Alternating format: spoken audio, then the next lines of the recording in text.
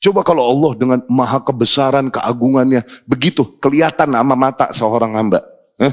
Kira-kira berani nggak dia bikin maksiat? Assalamualaikum warahmatullahi wabarakatuh. Bismillahirrahmanirrahim. Wassalatu wassalamu ala rasulillah wa ala alihi wa ashabihi wa man walah, amma ba'd. Ikhwati rahimakumullah. Lanjutkan pembahasan kita dari kitab Al-Aqidah Al-Wasithiyah karya Syekh Al-Islam bin Taimiyah rahimahullah. Sampai mana dah? Hatta ilmihi jami' makhlukati. Sama' wal basar udah ya. Masyiah udah. Mahabbah. Iya, masyiah tuh udah kan? Next ya, mahabbah ya. Iya gak? Mahabbah kan? Iya, bab ke-6. Mahabbah. Bismillah. Itsbatu mahabbatillahi wa mawaddatihi li awliyaihi ala ma yaliqu bijalalihi. Oke? Menegaskan adanya sifat mahabbah, cinta. Adanya sifat cinta Allah subhanahu wa ta'ala. Dan mawaddah, kasih Allah subhanahu wa ta'ala kepada para walinya yang sesuai cinta dan kasihnya tersebut dengan kemuliaan dan keagungan Allah subhanahu wa ta'ala. Yani Allah adalah zat yang mencintai dan zat yang dicintai juga. Gitu. Lagi menegaskan sifat itu. Ada sifat cinta pada Allah subhanahu wa ta'ala. Ya. Qala rahimahullah, al-imam rahimahullah berkata, wa qawluh, dan firman Allah subhanahu wa ta'ala, wa ahsinu innallaha yuhibbul muhsinin. Dan berihsanlah kalian. Sesungguhnya Allah mencintai orang-orang yang berbuat ihsan. Ya. Kemudian Allah pun berfirman, wa aqsitu, dan bertindak fairlah kalian. Aqsit, yakni bertindak fair, bertindak adillah kalian. Innallaha yuhibbul muqsitin. Sesungguhnya Allah mencintai orang-orang yang bertindak adil. Kemudian Allah berfirman, famastaqamu lakum fastaqimu lahum innallaha yuhibbul muttaqin. Selama mereka masih menuruti janji mereka kepada kalian, yakni para kaum musyrikin, nggak melanggar janji mereka, fastaqimu lahum, maka tepatilah janji kalian kepada mereka. Sesungguhnya Allah mencintai orang-orang yang bertakwa. Kemudian firman Allah juga, innallaha yuhibbut tawwabin wa yuhibbul mutatahhirin. Sesungguhnya Allah mencintai orang-orang yang berbuat taubat. Tawwabin yakni orang yang mengulang taubat. Awas, beda dengan taib. Taib yakni hit and run. Tuh. Bertaubat sekali. Tawab ulang-ulang taubat. Karena taubat ini nggak bisa sekali ente taubat terus langsung muncul sayap dari punggung ente dan mati hawa nafsu terus majelis ente sama Jibril sama Mikail alaihi salam. Lah, nggak begitu. Seseorang yang bertaubat dia masih punya hawa nafsu. Jadi taubat adalah sesuatu yang mesti continue diulang-ulang terus. Tuh. Makanya Rasul bilang sallallahu alaihi wasallam, kalaupun di sanadnya ada dha'af, tapi dari banyak para ulama yang yuhassin, yang menghasankannya,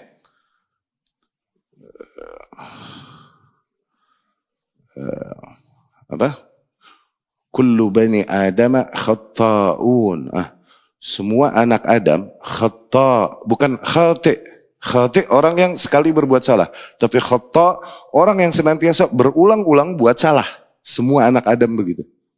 Wa khairul khatta'in, dan sebaik-baiknya orang yang senantiasa berbuat salah adalah at-tawwabun, orang yang senantiasa mengulang-ulang taubatnya. Tuh, tawwab yakni orang yang sering mengulang-ulang taubat. Maka disunahkan kita, bahkan Rasul sendiri sallallahu alaihi wasallam, yastaghfirullah wa yatubu ilaih fil yaumi ahmarrah. Dia bilang astaghfirullah wa atubu ilaih, astaghfirullah wa atubu ilaih. Sehari 100 kali itu. Bahkan disyaratkan demikian. Itu yang dibilang tawwab, bukan taib. Ya. Tawwab yakni sering mengulang taubat. Jadi semua anak Adam adalah orang-orang yang senantiasa berbuat salah. Jadi seseorang terhitung dia lebih mulia dari yang lain bukan karena dia bikin salah sama dia enggak, bukan begitu. Tapi dia senantiasa memiliki kesadaran untuk terus beristighfar dan mengulang taubatnya. Dia enggak istighfar, enggak tobat-tobat. Sehingga nanti maksiat-maksiat tersebut menjadi nuktah, menjadi ran, tuh kallabal ran ala qulubihim, tuh jadi noda, setitik, gitu. Oke, akhirnya hitam mendominasi hatinya, ya. Itu maksudnya tawwabin. Tuh, innallaha yuhibbut tawwabin. Sesungguhnya Allah mencintai orang-orang yang banyak berbuat taubat. Wa yuhibbul mutatahhirin, dan orang yang senantiasa menjaga kesuciannya, ya, yang bersuci. Wa qawluh, dan firman Allah Subhanahu wa taala, qul, katakanlah, katakanlah ya Muhammad kepada para manusia, in kuntum tuhibbunallaha fattabi'uni, apabila emang benar kalian mencintai Allah, maka ikuti aku. Yuhibbukumullah, dengan begitu Allah akan mencintai kalian, membalas cinta kalian. Wa qawluh, dan juga firman Allah Subhanahu wa taala, fasawfa ya'tillahu biqaumin yuhibbuhum wa yuhibbunah. Maka Allah akan mendatangkan sebuah kaum yang baru, yang dimana Allah mencintai mereka, mereka pun mencintai Allah Subhanahu wa taala. Ya.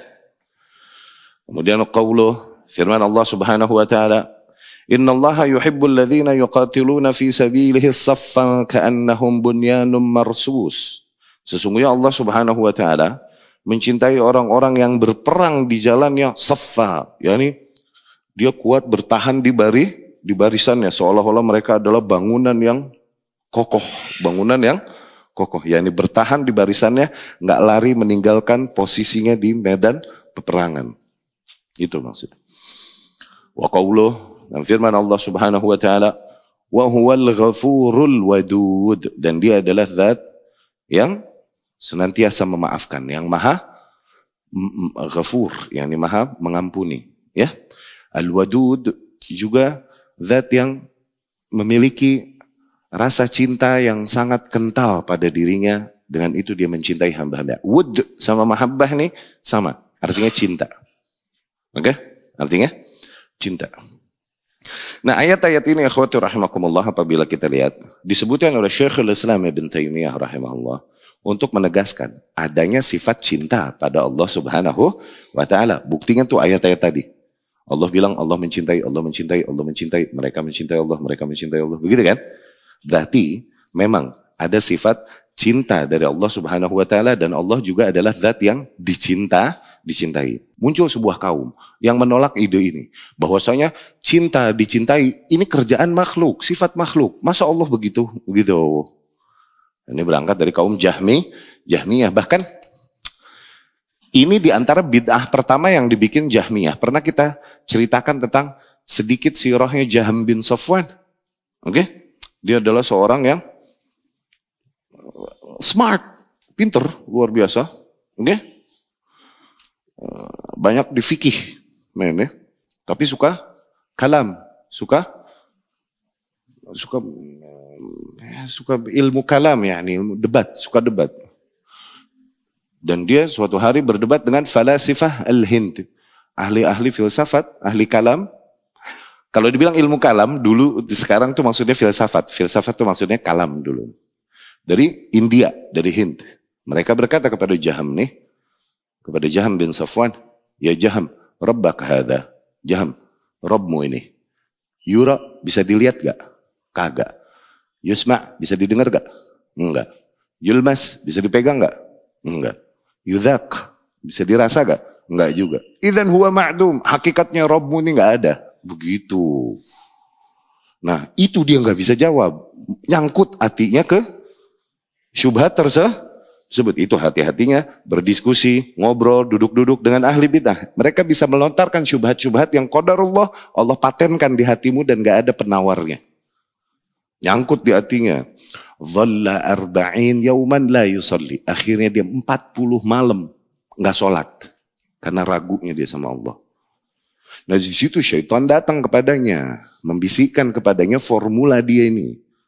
Innahul wujudul mutlaq wala sifatalah. Pokoknya Allah ini exist aja.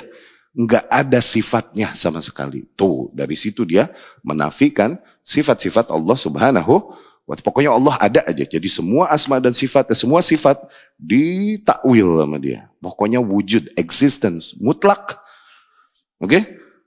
Enggak ada sifat sama sekali. Dibisikin begitu sama syaitan. Akhirnya jadilah formulanya dia nih, Jahmiyah nih. Zain?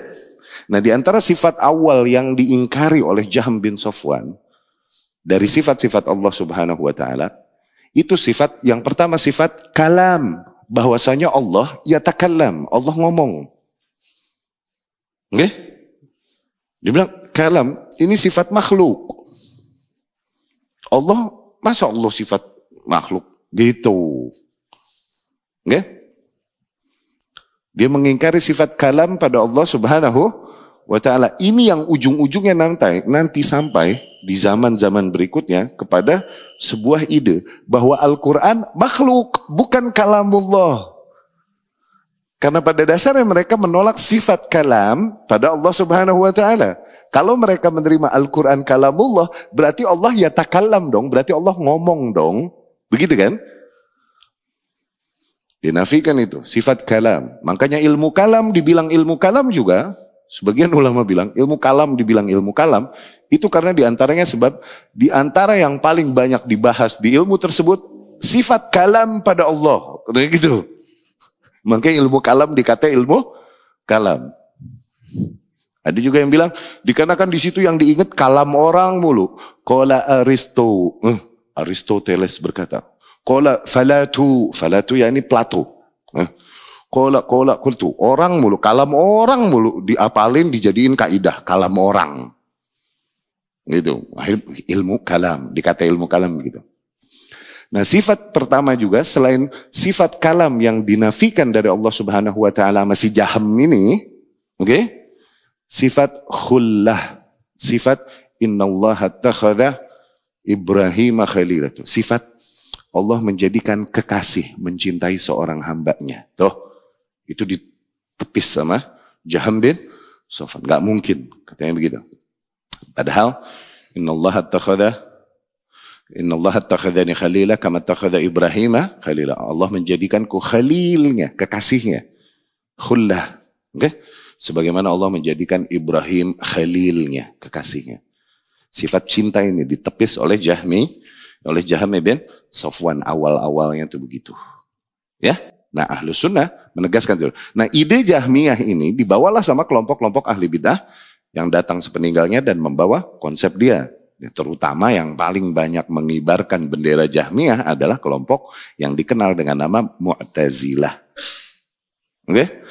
Nah, mereka ini yang menepis sifat-sifat Allah Subhanahu wa taala dan meniadakannya. Ya. Di antaranya sifat mahabbah ini. Nah, Ahlus Sunnah menegaskan adanya sifat mahabbah pada Allah Subhanahu wa taala, disebutkan di sini. Ya. Syekhul Islam rahimahullah hanya menyebutkan ayat-ayat aja bahwa ada sifat mahabbah pada Allah. Sebutin ayat-ayatnya. Udah nggak usah dikasih penjelasan, orang yang baca udah paham. Orang dulu begitu. Nggak pakai syarah. Yang di buku-buku akidah ini singkat, tipis, matannya dikit. Kenapa ya? Orang dulu dikasih perkataan dikit atau kata-kata ayat atau hadis, mereka udah tahu maksudnya apa udah. Nah kesini-sininya mesti diurai, disyarah.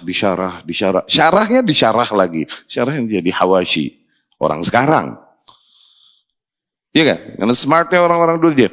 Rasul bilang sama Ibnu Abbas. Ibnu Abbas ini meninggal. Rasul ini meninggal. Ibnu Abbas 9-10 tahun. Berarti masih bocah gak? Bocah kan? Tapi Rasul bilang sama Ibnu Abbas radhiyallahu anhu, di antara pesannya lagi berdua sama Ibnu Abbas, ya gulam, wahai bocah. Apa? Ihfazillah, ihfazak. Jagalah Allah, niscaya Allah akan menjagamu. Berarti bangsa sebelum 10 tahun kan? Ibnu Abbas disebut begitu? Tapi bisa paham, jagalah Allah, niscaya Allah akan menjagamu. Orang tua sekarang dibilang jagalah Allah. Maksudnya apa nih jaga Allah? Emang Allah butuh penjagaan? Orang tua sekarang udah dijelasin. Orang dulu bocah padahal dibilang, ihfazillah, yahfazuk. Jagalah Allah, niscaya Allah akan menjagamu.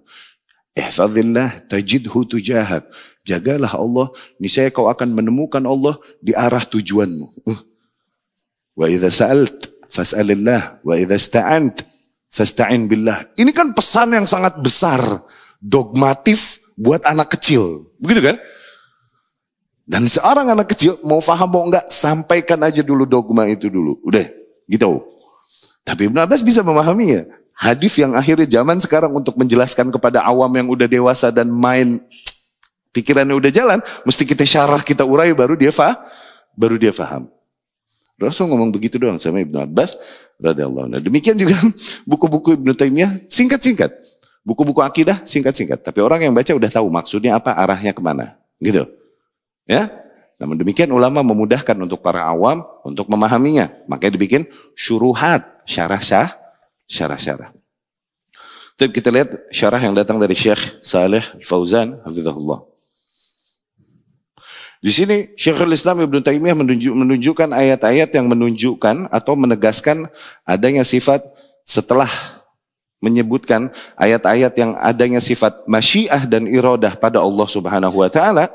Syekhul Islam menyebutkan adanya sifat mahabbah, cinta, ya, pada zat Allah Subhanahu wa ta'ala. Dan di dalam hal tersebut, radd ala man sawwa bainal masyiah wal mahabbah. Di sini sebenarnya terdapat satu bentuk bantahan kepada sebuah kaum yang menyamakan antara kehendak dan mencintai. Yani sebagian kaum bilang, Allah nggak mencintai, cuman Allah menghendaki aja kebaikan buat dia. Tuh. Jadi ketika dibilang Allah mencintai, maksudnya Allah menghendaki. Begitu. Ya. Tapi padahal ayat yang menyebutkan kehendak ada yang ayat yang menyebutkan cinta juga ada. Berarti enggak sama sebenarnya. Ya. Wa qala innahuma mutalaziman fa kullun ma syaa Allah faqad ahabbah. Wa qad qaddamna anna fi dzalika tafsila. Faqad yasha Allahu ma la yuhibbu ka kufril kafir wa sairil ma'asi. Padahal Allah bisa jadi menghendaki terjadinya sesuatu yang Allah tidak cintai. Seperti Allah takdirkan seorang hamba jadi kafir. Tuh, Allah menghendakinya jadi kafir. Apakah maknanya Allah mencintai kekafiran itu?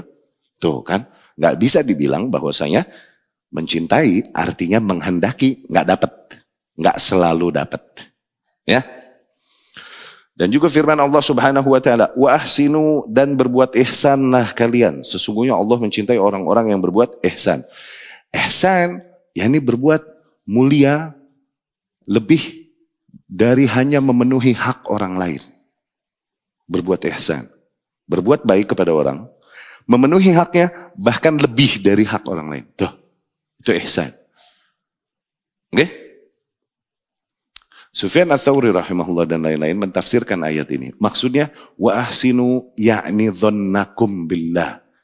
Dan berbuat ihsanlah, yakni berhusnudzonlah kalian kepada Allah. Gitu. Yakni perbaikilah prasangka kalian kepada Allah Subhanahu wa ta'ala. Karena ana inda dhanni abdi. Aku ini sesuai dengan prasangka hambaku kepadaku. Ya. Dan Allah Subhanahu wa ta'ala gak bakalan biarkan seorang hamba memprasangkakan sesuatu kepadanya, kepada Allah Subhanahu wa ta'ala, kecuali pasti Allah Subhanahu wa ta'ala berikan kepadanya apa yang diprasangkakannya kepada Allah. Tuh, maka selalulah kita optimis kepada Allah Subhanahu wa ta'ala, selalu positive thinking kepada Allah Subhanahu wa ta'ala. Ya. Wa ahsinu al-ityan bil amal ala ahsan ahwalihi wa akmaliha. Tuh, ihsan adalah melakukan amalan dengan bentuk yang paling baik dan paling sempurna. Tuh. Dan ihsan itu a'la maqamat at-ta'ah. Ihsan adalah level ketaatan yang paling tinggi. Level ketaatan yang paling tinggi. Yani hadis Jibril alaihi salam. Ketika Jibril bertanya kepada Rasul sallallahu alaihi wasallam, tahulah hadis itu ya. Hadisnya Abdullah bin Umar bin Al-Khattab, dia bilang haddatsani abi, telah berkata kepadaku ayahku, yakni Umar bin Al-Khattab. Dia cerita hadis Jibril. Jibril bertanya kepada Rasul di depan para sahabat. Jibril bertanya, Islam, iman, ihsan. Begitu kan? Ketika ditanya Islam, Rasul menjawab, Dengan yang kita kenal dengan nama rukun Islam. Ditanya iman, Rasul menjawab dengan yang kita kenal dengan nama rukun iman. Tuh. Dari situ ulama bilang, Islam nih amal jawarih, amalan fisik. Syahadat. Kelihatan nggak? Salat, zakat, puasa, haji. Belum berbicara apa yang menjadi motivasinya, pendorongnya untuk melakukan amalan tersebut, belum bicara ke situ. Tapi dia melakukan amalan itu, dia muslim. Dia syahadat, dia muslim. Nggak tahu dia syahadat nih, mau karena menikahi seorang wanita muslim, atau dia syahadat karena kuasa para kaum muslimin yang menguasai negerinya, nggak tahu, urusan dia udah. Yang jelas dia zahirnya syahadat, dia terhitung Islam. Udah. Nah, Islam. Naik level selanjutnya, iman. Iman ini kan beriman kepada billahi wa malaikatihi wa kutubihi wa rusulihi wal yawmil akhir wa qada wa qadar khairih wa syarrih. Iman a'mal al-batin. Kalau Islam tadi a'mal zahir, iman amal batinah, bawatin. A'mal al-qulub, beriman kepada Allah. Kelihatan enggak? Kepada hari akhir, kepada malaikat. Kelihatan enggak? Enggak. Ini level yang lebih tinggi daripada Islam. Zin? Nah kemudian bertanya, ihsan. Anta'budallah ka'annak tarah. Wa illam takun tarah, fa'innahu yarak. Ketika kau beribadah kepada Allah, seolah-olah kau melihatnya. Dan apabila kau tak melihatnya, namun kau yakin bahwasanya Allah senantiasa melihatmu. Tuh. Seseorang ketika hadir pada dirinya senantiasa kesadaran itu, bahwa Allah senantiasa memantaunya, tuh.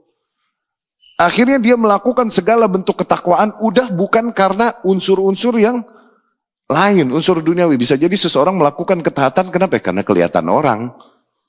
Bisa jadi begitu kan? Atau karena menginginkan sesuatu yang dia kejar. Bisa jadi begitu kan? Tapi orang yang sadar bahwa Allah senantiasa memantaunya, yakni kita ini kan semua beda-beda nih level keimanan, karena diuji dengan sesuatu yang goib kan? Kita dijanji-janjiin surga, surganya nggak kelihatan. Ditakut-takutin neraka, nerakanya nggak kelihatan. Disuruh beriman kepada Allah, Allahnya nggak kelihatan. Coba kalau Allah dengan maha kebesaran, keagungannya, begitu kelihatan sama mata seorang hamba. Kira-kira berani nggak dia bikin maksiat? Nggak berani, takut. Nah seorang hamba, tiap hamba tahu Allah senantiasa melihatnya. Tapi apakah setiap hamba memiliki kesadaran yang full, yang baik, bahwa Allah senantiasa memantaunya, sehingga kesadaran itu menjauhkan dia dari maksiat? Nggak, jarang. Ya, itu udah level ihsan. Ini level tertinggi dari bentuk ketaatan. Jadi seseorang imannya naik dan turun. Imannya naik dan turun, yakni kadang di Islam. Naik dia di iman, naik dia di ihsan. Lagi turun dia merosot. Di iman dia, kadang di Islam. Tapi masih di daerah Islam, nggak keluar. Tuh iman naik dan turun tuh antara itu. Islam, iman, ihsan. Turun ihsan, iman, Islam. Itu maksudnya iman naik dan turun. Areanya di ya. Tidaklah seseorang kita hukumi dia keluar dari Islam karena banyak dosa yang dilakukannya. Enggak. Kita enggak mengkafirkan orang karena dosa besar yang dilakukan. Dia masih Islam tuh, masih berada di daerah Islam, area yang lebih besar, lebih luas. No. Ya, itu ihsan. Syekh Utsaimin bagi ihsan ketika menjelaskan ihsan ada dua. Ihsan kepada Allah sama ihsan kepada hamba-hamba Allah Subhanahu wa ta'ala. Ya fokusnya tentunya di dalam memenuhi hak-haknya. Ihsan kepada Allah, yakni penuhi hak-hak Allah Subhanahu wa ta'ala. Untuk dijadikan satu-satunya zat yang diibadahi. Dinafikan, diingkari hal-hal lain yang disembah, diibadahi selain Allah Subhanahu wa ta'ala. Diimani kalamnya, Al-Quranul Karim, ditadabburi. Ya, ihsan kepada hamba Allah, sebagaimana seorang anak memenuhi hak-hak orang tuanya. Tuh, seorang tetangga memenuhi hak tetangga-tetangganya. Penuntut ilmu memenuhi hak gurunya. Atau sebaliknya, orang tua memenuhi hak anaknya. Suami memenuhi hak istrinya. Ya kan? Seorang penuntut ilmu atau ahli ilmu memenuhi hak para awamul muslimin dan lain-lain. Itu ihsan, memenuhi hak. dalam tanggung jawab dan hak. Ketika seseorang memenuhinya dengan baik, dengan bentuk yang paling optimal, nah dia ihsan. Dia berbuat ihsan. Ya. Jadi ihsan sekali lagi, a'la maqamat at-ta'ah. Bentuk ketaatan yang paling tinggi. Ihsan nih level tinggi. Ntar turun lagi dia. Jadi iman jadi Islam. Gak mungkin orang berada di ihsan mulu, mungkin gak? Gak mungkin. Rasul sendiri yang bilang. Andai saja kalian senantiasa berada dalam kondisi keimanan, seperti kalian ketika bersamaku, dimanapun, kapanpun, lasafahat kal malaikatu ala turukikum wa ala furushikum, fi turukatikum wa ala furushikum. Niscaya para malaikat akan salute you di jalan-jalan dan di kasur kalian. Kenapa? Malaikat ini gak dikasih hawa nafsu. Iyalah level imannya tinggi. Kita dikasih hawa nafsu terus level imannya di situ mulu. Waduh, malaikat salut sama kita. Malaikat minder sama kita. Enggak begitu kata Rasul. Walakin sa'ah. Tapi satu waktu. Ya. Kemudian wa'aqsitu, dan berbuat adil lah tuh. Berbuat fair lah, sportif lah. Ya. Al-adl fil mu'amalat wal ahkam ma'al qarib wal ba'id. Tuh. Al-qist adalah berbuat adil, baik di dalam muamalah, baik di dalam berhukum, baik kepada keluarga dekat ataupun keluarga jauh. Itu adil. Ya. Innallaha yuhibbul muqsitin. Sesungguhnya Allah mencintai orang-orang yang berbuat adil. Berbuat sportif. Ya.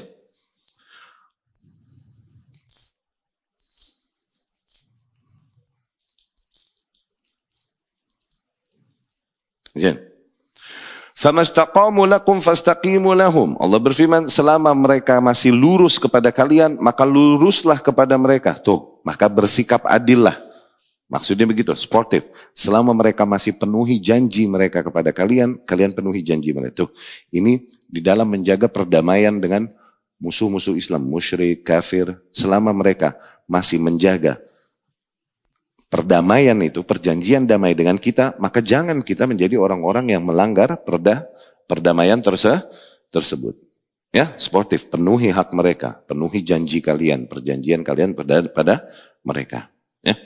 Mastaqama lakumul musyrikun 'alal ahd, falam yanquduhu fastaqimu 'alal wafa' lahum fala tuqatiluhum. Tuh, selama para kaum musyrikin masih memenuhi janji mereka dan tidak melanggarnya, maka penuhilah juga janji kalian kepada mereka. Janganlah kalian perangi mereka.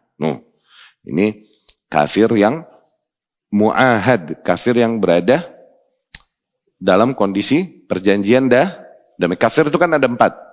Okay? Ada harbi, ada mu'ahad. Kafir ada 4. Ada harbi, ada mu'ahad. Yang mu'ahad ini bisa jadi zimmi, mu'ahad, musta'man. Secara umum namanya mu'ahad. Punya perjanjian damai, perjanjian keamanan. Oke? Kafir. Zimmi, kafir yang hidup di negeri Islam. Tuh. Dia memenuhi hak, kewajiban sebagai penduduk negeri tersebut. Itu kafir zimmi. Haram darahnya, haram nama baiknya, haram hartanya, nggak boleh diganggu. Zimmi. Kafir musta'man. Ya? Musta'man yakni kafir dari negeri kafir. Datang ke negeri kita. Diberi janji perdamaian sama penguasa kita. Tuh, janji damai. Kau dijaga di sini. Nah, janji ini sekarang dalam bentuk visa. Oke? Itu namanya kafir musta'man. Orang dari US, dari Australia pada main ke sini. Jaga darah mereka, jaga harta mereka, jaga nama yang baik mereka. Oke? Sama kafir mu'ahad. Kafir yang punya janji perdamaian sama kita.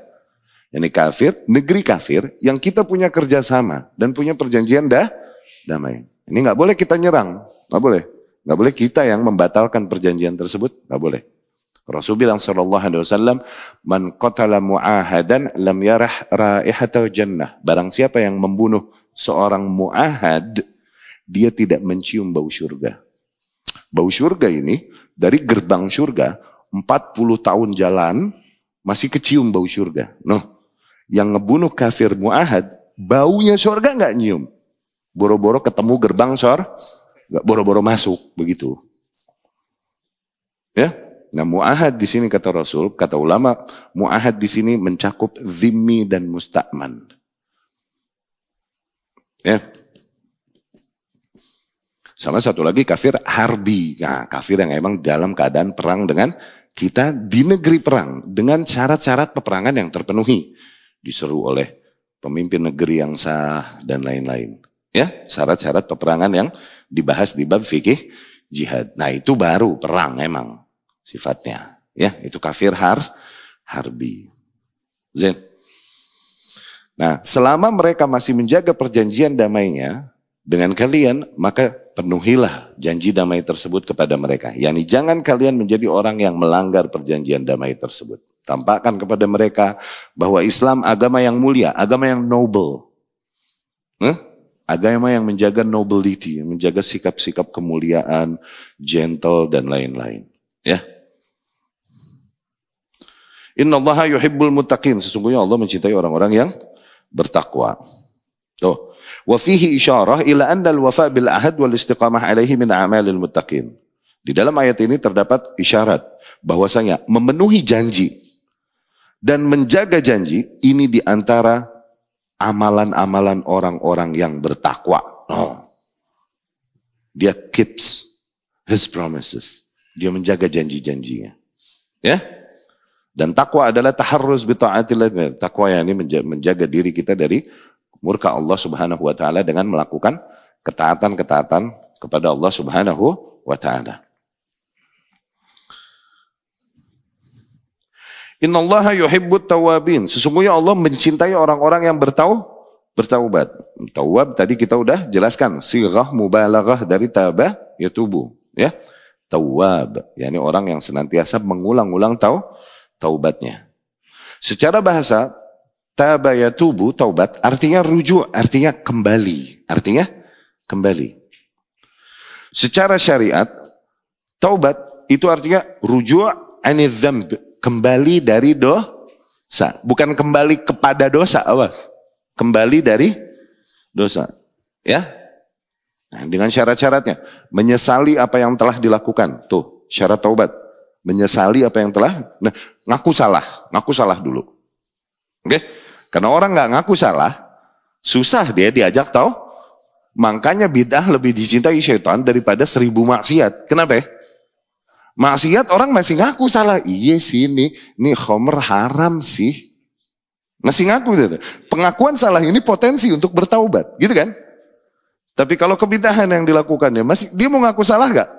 Kagak, dia berani mati di atasnya. Makanya satu bid'ah jauh lebih dicintai syaitan daripada 1000 maksiat. Jadi yang pertama adalah ngaku salah. Kemudian baru menyesali apa yang telah dilakukan. Kemudian tekad untuk tidak mengulangi lagi. Kemudian perbanyak amal saleh untuk menebus kesalahan yang telah terjadi. Qadarullah di masa yang akan datang kejeblos lagi ke situ lagi. Penuhi lagi syarat-syarat tadi, begitu. Jadi enggaklah orang sekali begitu tadi memenuhi syarat itu, kemudian mati hawa nafsunya dan enggak melakukan dosa lagi. Enggak begitu. Tetap dia manusia yang punya hawa nafsu. Begitu. Ya. Qadarullah di masa yang akan datang, imannya turun lagi, kepleset lagi dia di dosa, penuhi lagi syarat tadi. Syarat-syarat taubat tadi itu maksudnya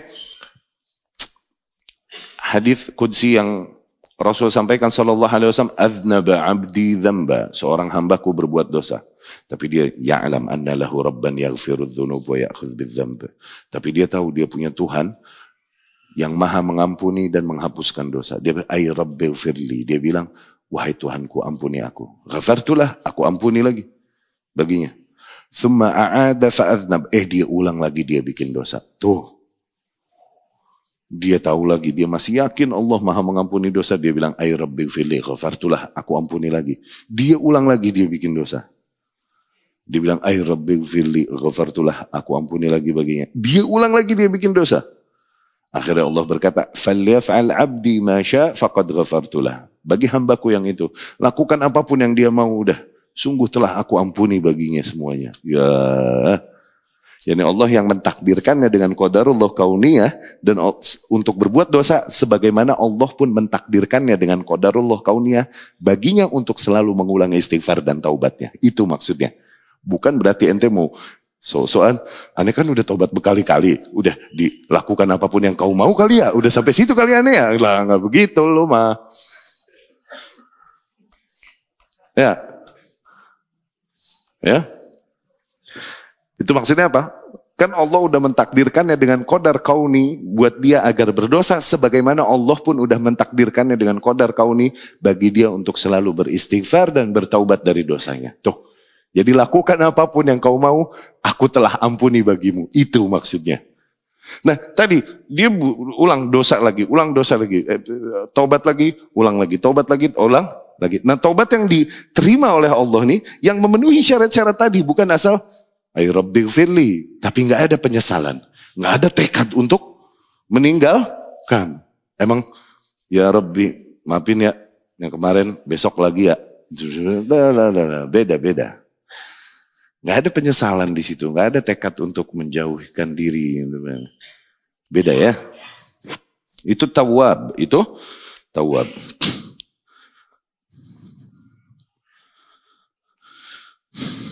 Jadi tafsiran tawab atau taubah bagi hak hamba artinya kembali dari dosa. Tapi kalau tawab bagi Allah, karena Allah pun tawab. Awas, apakah Allah mengulang-ulang taubat? Artinya bukan. Kalau tawab pada Allah, yakni maha menerima taubat. Seorang hamba dia tawab. Dia tawab, yakni dia senantiasa mengulang taubat. Allah juga adalah zat yang memiliki nama, di antara namanya At-Tawwab juga. No. Artinya apa? Kalau tawab pada Allah mah artinya mentakdirkan seorang hamba untuk beristighfar dan bertaubat, kemudian Allah menerima taubatnya. Tuh. Dengan qadarullah kauniyahnya gitu. Ya? Nih, lihat nih. Ar-ruju' syar'an ar-ruju' 'anil dzamb. Hadza tafsiruha fi haqqil 'abd. Tuh, kembali dari dosa. Demikian tafsiran makna taubat bagi hak seorang hamba. Amma fi haqqillah, adapun pada hak Allah, maka at-tawwab adalah min asma'illah, di antara nama-nama Allah Subhanahu wa taala. Ibnul Qayyim al-Jauziyah rahimahullah berkata, al-'abdu tawwabun wallahu tawwabun juga. No. Jadi sama-sama punya gelar tawwab. Fataubatul abdi, dan taubatnya seorang hamba, ruju'uhu ila sayyidihi, ketika dia kembali kepada sayyidnya, kepada tuannya. Itu taubatnya seorang hamba. Wa taubatullah, adapun taubatnya Allah, nau'an, ada dua macam. Izin wa taufiq, ketika Allah mengizinkan dan memberi taufik kepada seorang hamba, itu Allah bertaubat kepada hamba itu. Artinya Allah mengizinkannya dan memberinya taufik untuk bertaubat. Itu yang pertama. Yang kedua, qabul wa'tidad. Ya. Bilang Allah menerima taubat. Ya, ini Allah menerima taubat yang diberikan oleh, yang dipersembahkan oleh hamba tersebut. Jadi antara memberi taufik, memberi kesadarannya untuk beristighfar dan bertaubat, itu udah bentuk taubat. Setelah itu dia minta ampun kepada Allah, Allah pun menerima permohonan ampunannya, itu Allah tawwab juga. Ya, jadi al-abdu tawwab, Allah tawwab. Seorang hamba dia tawwab. Allah juga tawwab, punya gelar tawwab juga. Taubat pada seorang hamba artinya ketika dia kembali kepada Tuhannya, mengakui dosanya. Tapi taubat pada Allah Subhanahu wa taala artinya ketika Allah memberikan taufik bagi hambanya tersebut untuk menyadari dosanya dan meninggalkan dosa itu, kemudian meminta ampun kepada Allah Subhanahu wa taala. Kemudian Allah pun menerima permohonan ampunnya. Itu taubatnya Allah bagi hamba tersebut. Nah. Ya. Dan Allah berjanji, terus Allah akan ampuni selama hamba tersebut minta ampun. Qal Iblis bilang. Iblis bersumpah jal. Oke? Iblis bersumpah jal. Wa izzatik, demi kemuliaanmu ya Rabb. Yani demi Allah. La azal aghwi ibadak ma damat arwahuhum fi ajsadihim. demi Allah, demi kemuliaan-Mu ya Rabb, aku akan terus simpangkan hamba-hambamu selama ruh mereka masih di jasad mereka, yakni selama masih hidup. Allah pun menjawab sumpahnya iblis ini, wa izzati wa jalali, demi kemuliaanku dan demi keagunganku, la azal aghfir lahum mastaghfaruni, sungguh aku akan terus ampuni bagi para hamba-hambaku selama mereka masih minta ampun padaku. Ya, lalu alasan apa lagi yang enggak bikin kita mengulang-ulang taubat kita? Alasan apa lagi? Semua pintunya dibukain sama Allah Subhanahu wa ta'ala. Ya. Wa yuhibbul mutatahhirin, dan Allah mencintai orang-orang yang bersuci. Bersuci manawi dan bersuci physically. Oke, bersuci yang menghindarkan diri, menjaga kesuciannya dengan toharah, menjaga dirinya dari najasah dan hadas. Oke, mengulang toharahnya itu secara fisik. Adapun bersuci maknawi, yakni membersihkan dirinya dengan membersihkan noda-noda kesyirikan, ketergantungan kepada makhluk. Tuh, membersihkan dirinya dari bid'ah-bid'ah yang mengotori kemurnian sunnah. Tuh, itu termasuk mensucikan diri. Itu yang dibilang tazkiyatun nufus. Tazkiyatun nufus itu dengan beberapa hal tersebut. Mensucikan jiwa itu dengan beberapa hal itu. Mensucikan jiwa dari apa? Dari kesyirikan-kesyirikan yang merusak tauhid. Dari kebid'ahan-kebid'ahan yang merusak sunnah. Dari hawa yang merusak taat.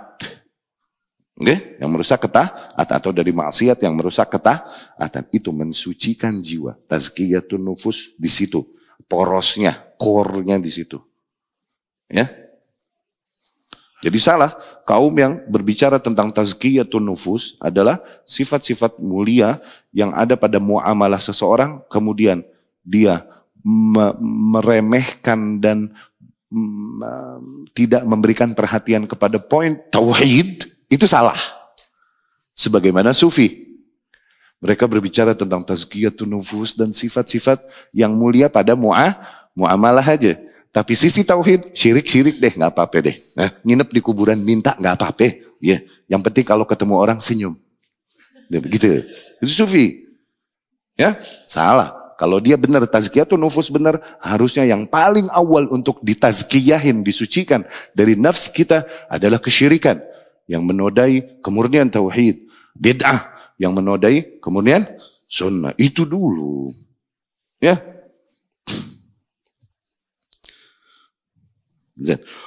Kemudian firman Allah, "Qul in kuntum tuhibbunallaha fattabi'uni yuhibbukumullah wa yaghfir lakum dzunubakum." Ayat ini dibilang ayat maqas, ayat barometer. Sebesar apa seorang, jadi Allah berfirman, "Katakan wahai Muhammad kepada para manusia, apabila memang kalian mencintai Allah, maka ikuti aku, yakni ikuti Muhammad. Hanya dengan begitu Allah akan membalas cinta kalian dan juga mengampuni bagi kalian dosa-dosa kalian."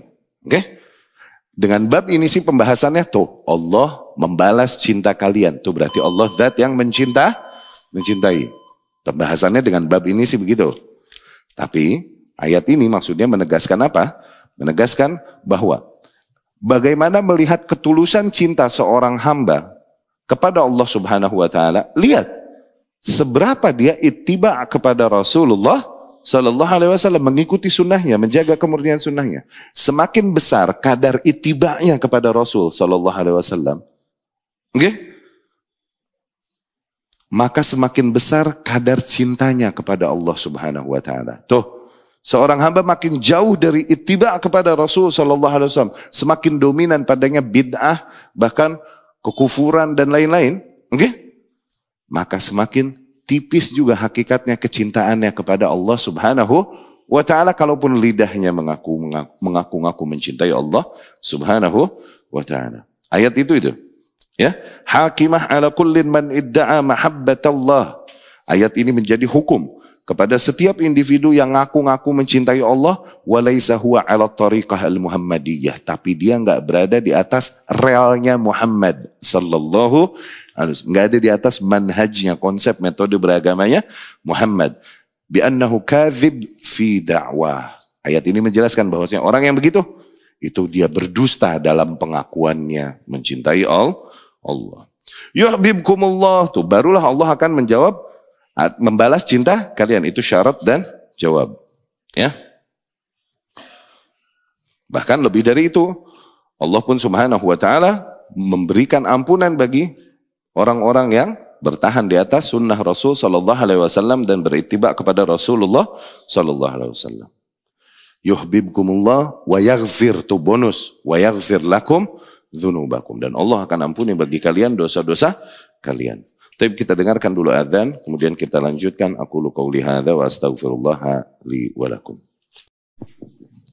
Bismillahirrahmanirrahim. Walhamdulillah wa qad kafa wassalatu wassalamu ala sayyidil mustafa wa ala alihi wa ashabihi wa man kanu bi atharihi muqtafa, amma ba'd.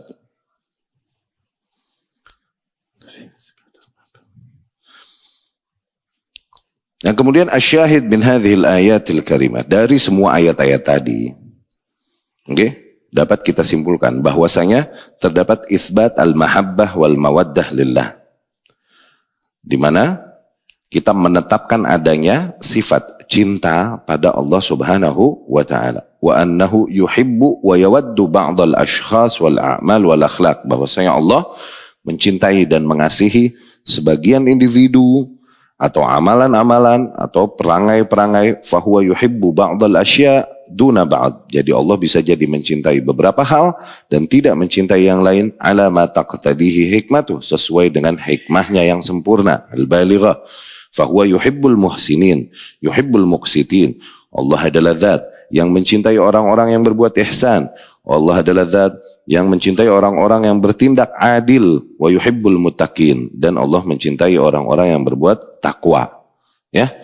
Dan kemudian yuhibbul muttabi'in li rasulih sallallahu alaihi wasallam, dan Allah adalah zat yang mencintai orang-orang yang mengikuti atau berittiba kepada Rasulnya sallallahu alaihi wasallam. Ala kulli hal yuhibbuhum. Allah subhanahu wa ta'ala adalah zat yang memiliki sifat mahabbah, ya, kepada para hamba-hambanya, para makhluknya, baik pada individu atau beberapa amalan, gitu, sebagaimana yang telah disebutkan di ayat-ayat tadi. Kemudian isbat ittisafu birrahmah wal maghfirah subhanahu wa ta'ala, menegaskan adanya sifat rahmat dan ampunan pada Allah subhanahu wa ta'ala. Al-Imam berkata rahimahullah, wa qawluh, dan firman Allah subhanahu wa ta'ala, Bismillahirrahmanirrahim, dengan nama Allah yang maha pengasih lagi maha penyayang, Ar-Rahman Ar-Rahim. Rahmah adalah sifat yang sangat kental pada Allah subhanahu wa ta'ala. Bahkan dari sifat rahmat ini, sifat yang paling, bisa dibilang paling dominan pada Allah subhanahu wa ta'ala. Bahkan dari sifat rahmat ini, Allah subhanahu wa ta'ala menjadikan dua isimnya, dua namanya. Rahman, tuh, dari rahmat. Rahim, dari rahmat juga. Dua nama dari satu sifat rahmat itu. Ya. Bismillahirrahmanirrahim. Kemudian firman Allah subhanahu wa ta'ala, Rabbana wasi'ta kulla syai'in rahmatan wa ilma. Wahai Tuhan kami, sungguh betapa rahmatmu meliputi segala hal. Betapa rahmatmu dan ilmumu meliputi segala hal. Nggak ada yang luput dari rahmatmu, nggak ada yang luput dari ilmumu. Artinya begitu. Allah berfirman, wa kana bil mu'minina rahima. Tuh, dan Allah subhanahu wa ta'ala adalah zat yang rahim bagi orang-orang yang beriman. Ya. Yang maha mengasihi, kalau diterjemahkan bahasa kita, bagi orang-orang yang beriman. Allah berfirman, wa rahmati wasi'at kulla syai', dan rahmatku meliputi segala hal. Allah berfirman, kataba rabbukum ala nafsihir rahmah. Rabb kalian menuliskan ke atas dirinya sendiri sifat rahmat. Menuliskan yakni mewajibkan. Kataba ala yakni aujaba, mewajibkan artinya. Ya, kutiba alaikumusiyam, dituliskan ke atas kalian berpuasa, yakni diwajibkan ke atas kalian berpuasa. Ya, itu idioms di dalam bahasa Arab. Kataba ala yakni aujaba ala, ya, mewajibkan. Wa huwal ghafurur rahim, dan ia adalah zat yang maha pengampun lagi maha pengasih. Lagi maha penyayang. Fallahu khairun hafidha wa huwa arhamur rahimin, dan Allah adalah sebaik-baiknya zat yang menjaga, dan dia adalah zat yang paling mengasihi. Ya. Tayyib syarahnya. Ayat-ayat ini menegaskan adanya sifat rahmat pada Allah Subhanahu wa taala dan sifat maghfirah, sifat memberikan ampunan pada Allah Subhanahu wa taala. Al-Imam Ibnul Qayyim rahimahullah berkata, Ar-Rahmanu dalun ala sifah al-qaimah bihi subhanah, wal-Rahim dalun ala ta'alluqiha bil marhum. Kama qala ta'ala, wa kana bil mu'minina rahima, wa lam yaji' qattu rahmanun bihim, yani bil mu'minin. وكان الأول للوصف والثاني للفعل فالأول دال على أن الرحمة وصفه والثاني دال على أنه يرحم خلقه برحمته. Tuh. Udah kan, ngerti kan? Udah, ya. Tayyib. Rahman, Rahim. Ibnu Qayyim Jauziyah rahimahullah di sini cerita, Rahman adalah Allah lagi bilang Allah Rahman, yakni sifat yang ada pada zatnya yang dominan sifat rahmat. Tuh, Rahman. Sehingga dia punya gelar Rahman. Oke? Rahim ini menunjukkan aktivitasnya. Yakni Allah senantiasa merahmati hamba-hambanya, memberikan rahmatnya kepada hambanya. Ini Rahim. Tuh. Jadi yang Rahman lagi ngomongin sifat, yang Rahim lagi ngomongin fi'il, activity. Aktivitas. Di mana Allah nggak berhenti memberikan rahmatnya kepada para hambanya. Tuh. Ini diantara wajhun min aujuhit tafsir. Wajah, yakni sisi diantara sisi-sisi tafsir para ulama tentang Rahman, Rahim. Nah, ada yang bilang Rahman ini Dzu ar-rahmah al-wasi'ah, zat yang memiliki rahmat yang sangat luas, yang rahmatnya tidak luput kepada makhluk manapun, mu'minuhum wa kafiruhum, mau mukmin mau kafir. Rahim dzu ar-rahmah al-khassah, zat yang memiliki rahmat yang spesial buat hamba-hambanya yang beriman. Itu Rahim. Okay? Ada lagi yang mentafsirkan salaf, Rahman alladzi idza su'ila a'ta. Rahman adalah zat yang kalau dia diminta, hambanya nengadahin aja tangannya, a'ta, pasti dia bagi. Gitu. Ar-Rahim alladzi idza lam yus'al yaghdab, yang apabila adalah zat yang apabila hambanya enggak mohon kepadanya, sombong, hambanya enggak mau minta, apalagi mintanya sama yang lain. Oke? Sama kuburan, ampun, yaghdab, maka dia murka. Itu Rahim. Rahman alladzi idza su'il a'ta. Rahman adalah zat yang kalau diminta dia pasti bagi. Ar-Rahim alladzi idza lam yus'al yaghdab, adalah zat yang kalau dia enggak diminta dia murka. Ini diantara wajah-wajah tafsir, yakni diantara bentuk-bentuk tafsiran para ulama tentang sifat Rahman dan Rahim, ism, nama Rahman dan Rahim pada Allah Subhanahu wa ta'ala. Ya. Kemudian firman Allah Subhanahu wa ta'ala, Rabbana wasi'ta kulla syai'in rahmatan wa ilma. Wahai Rabb kami, betapa rahmat dan ilmu-Mu meliputi segala sesuatu. Ini ceritanya tentang para malaikat yang membopong arsy. Arsy Allah adalah makhluk yang paling besar. Tuh, kalau ditanya apa makhluk yang paling besar physically, secara fisik, arsy. Tandunya Allah Subhanahu wa ta'ala. Itu dipanggul sama 8 malaikat. Oke? Malaikat yang besar, yang menandungnya. Menaruh, memanggulnya. 8 malaikat. Nah, malaikat-malaikat ini itu berdoa kepada Allah Subhanahu wa ta'ala. Ya. Dan juga para malaikat yang berada di sekitarnya. Malaikat yang enggak manggulnya juga berdoa dengan doa yang sama. Yaitu doa apa? Di mana mereka memohonkan kepada Allah ampunan buat orang-orang yang beriman. Ya Allahumma ja'alna minhum. Semoga Allah jadikan kita termasuk mereka.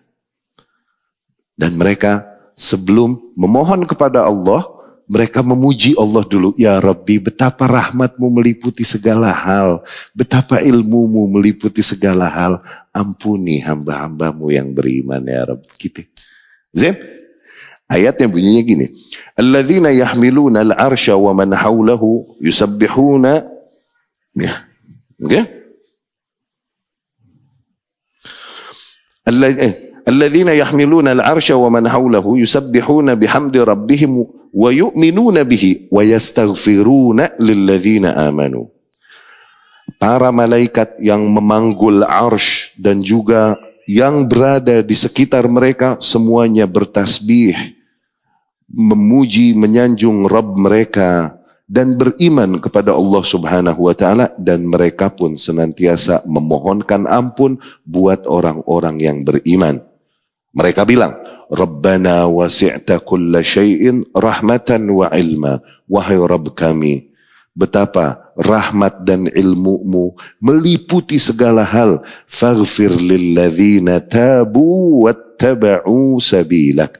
Maka ampunilah bagi orang-orang yang bertaubat dan mengikuti jalan untuk kembali kepadamu. Begitu. Waqihim azabal jahim, dan jagalah mereka dari azabnya neraka. Malaikat doain. Allahumma ja'alna minhum. Semoga Allah jadikan kita termasuk dari mereka. Ya. Wa kana bil mu'minina rahima. Allah berfirman, dan Allah zat yang rahim kepada para kaum mukminin. Tuh enggak ada Allah zat yang rahman kepada kaum beriman, enggak ada. Tapi Allah zat yang rahim. Kenapa? Rahim tadi Dzu ar-rahmah al-khassah, zat yang memiliki rahmat yang spesial buat hamba-hambanya yang beriman.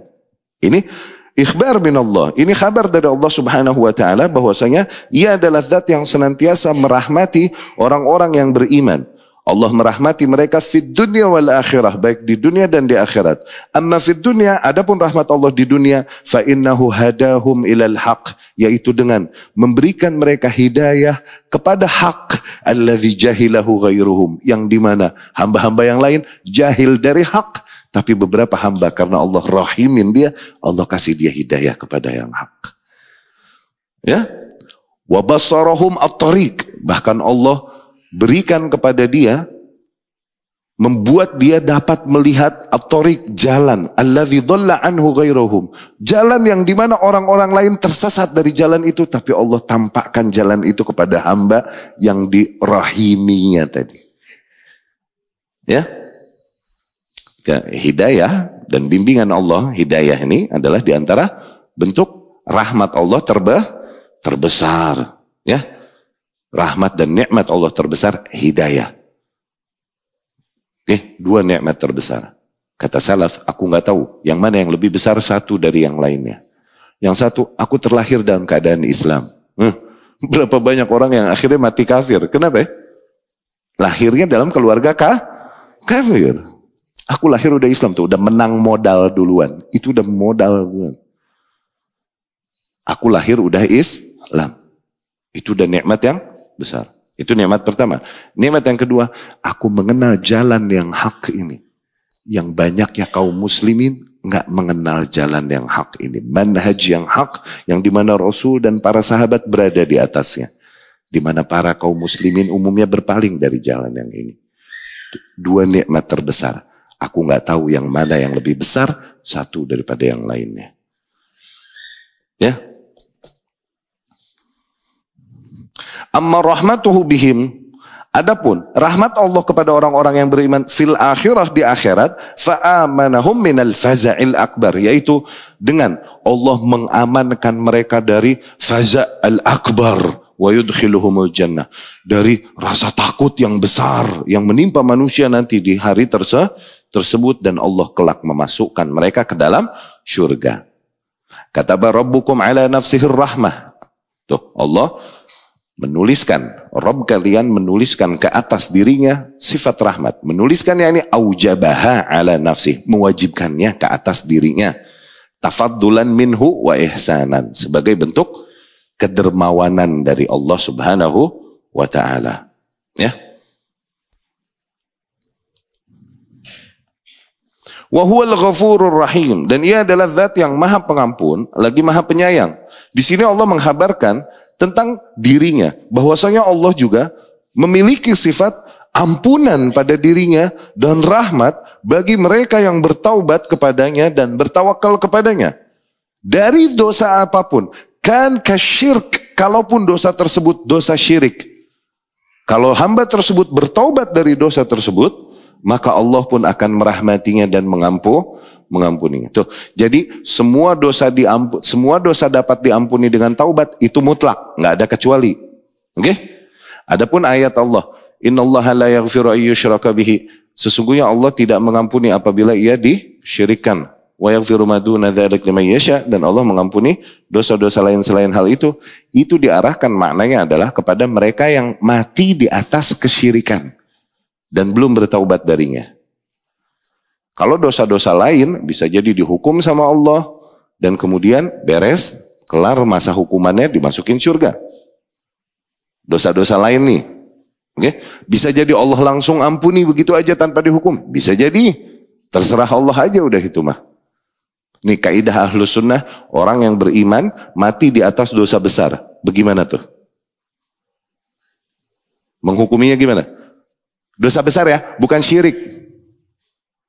Ini syirik Arab nih, bukan syirik Jakarta nih. Syirik aja lo sama gua lo. Bukan itu hasad itu. Ya. Syirik Arab ini. Orang beriman, mati di atas dosa-dosa besar yang dia belum diampuninya. Menghukuminya gimana? Diberikan kepada masyiah, kehendak Allah. Insya ghafarah, kalau Allah mau Allah ampuni langsung masukin surga. Insya kalau Allah mau aqabah, Allah hukum dulu, kelar masa hukumannya baru dimasukin surga. Serah Allah. Tuh, diserahkan kepada masyiah. Zin? Nah, dosa syirik diampuni kalau seorang hamba bertaubat di masa hidupnya. Yang dimaksud tidak Allah ampuni adalah kalau dia mati di atas kesyirikan. Itu mengabadikan seseorang di dalam neraka. Tapi kalau dia minta ampun di masa hidupnya dari kesyirikan yang dilakukannya, diampunin nggak? Lah, sahabat dulu radhiyallahu anhum, sahabat kibar lagi, sahabat senior, yang bukan muhdaramin ya. Muhdaramin ini, pernah dengar istilah muhdaramin atau muhdarimin? Yani sahabat yang mengalami dua fase jahiliyah sama fase Islam. Ini dibilang muhdarimin.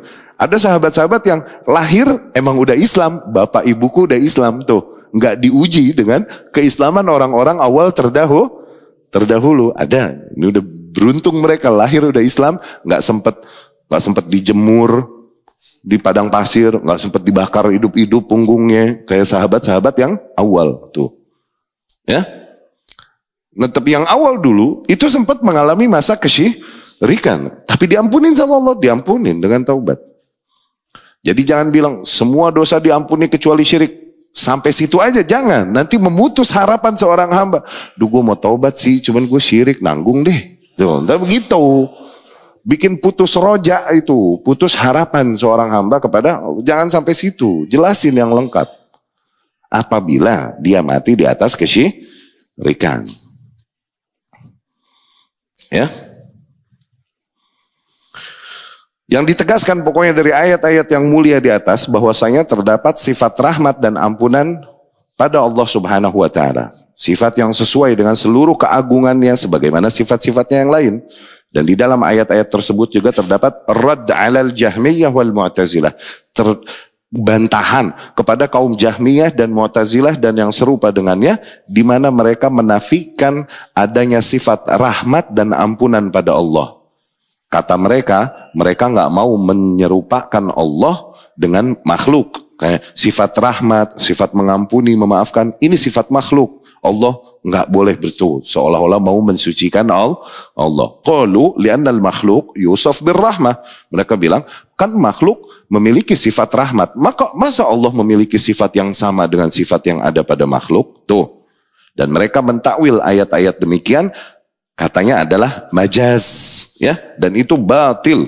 Karena Allah Subhanahu wa taala jelas-jelas di sini menegaskan ada pada dirinya sifat rahmat, ya. Dan rahmat Allah tidaklah sebagaimana rahmat yang ada pada diri makhluk. Sehingga kita bilang, ketika kita bilang ada rahmat pada Allah, berarti kita menyerupakan Allah dengan makhluk. Loh, nggak mesti begitu. Nggak mesti begitu. Nah, al-ittifaq fil ism la yaqtadi al-ittifaq fil musamma. Kesamaan nama ini nggak mesti artinya kesamaan sesuatu yang dinamain, nggak mesti. Oke? Namanya sama. Pada kita ada rahmat, pada Allah ada rahmat. Apakah artinya sifat rahmat yang ada pada kita dengan sifat rahmat yang ada pada Allah sama? Loh, nggak mesti begitu artinya. Awas, ya. Rasul bilang sallallahu alaihi wasallam, Inna Allah Ta'ala khalaqar rahmah. Allah Subhanahu wa taala menciptakan sifat rahmah. Thumma jazza'ah mi'ata ajza. Kemudian Allah pecah nih rahmat menjadi 100 bagian. Jadi Allah ciptakan sifat rahmat nih 1 bagian. Kemudian Allah pecah 100 bagian. 1 bagian ini, 1 bagian, anzala 'alal ard. Allah turunkan ke atas muka bumi, yataraham bainahal khalaik. Para makhluk, manusia, hewan, semua makhluk berbagi rahmat dari yang 1 bagian ini doang yang diturunkan di muka bumi. No. Dari zaman Adam sampai hari kiamat, kita cuman berbagi, yakni kasih ibu, rahmat ibu kepada anaknya yang luar biasa. Itu ternyata hanya sebagian 0,000 dari 1 bagian. Padahal rahmat ibu aja luar biasa, nggak bisa diungkapkan sefasih apapun seorang penyair menggambarkan rahmat ibu, nggak bisa. Hah? Syauqi dhaif, syair. Allahumma innaka ta'lam anna ummi hiya arhamun nasi bi. Ya Allah, sesungguhnya engkau maha mengetahui bahwa ummiku manusia yang paling menyayangiku. Wa a'lam annaka arhamu biyya min ummi. Dan aku pun tahu bahwa engkau jauh lebih merahmatiku daripada ibuku. Wa ummi la tarda liyal halaka wal azab. Sekarang ibuku pun enggak ridho apabila terjadi kehancuran, azab atas diriku, ya Allah. Afatardahu anta wa anta arhamur rahimin. Apakah mungkin kau meridhoi kehancuran, azab, kecelakaan terjadi atas diriku, sementara engkaulah zat yang maha pengasih, lagi maha penyayang. Ya, ajib. Terus lagi mau buat status, Facebook mana? Boleh teh. Oke. Nah, sifat ibu, rahmat ibu aja, itu cuma sedikit dari 1 bagian yang Allah bagi ke muka bumi. 99 Allah keeps bagi dirinya sendiri untuk merahmati makhluk-makhluknya. Allah, ini menggambarkan betapa luasnya rahmat Allah Subhanahu wa ta'ala. Tapi kita cukupkan sekian. Alhamdulillah, kita telah selesaikan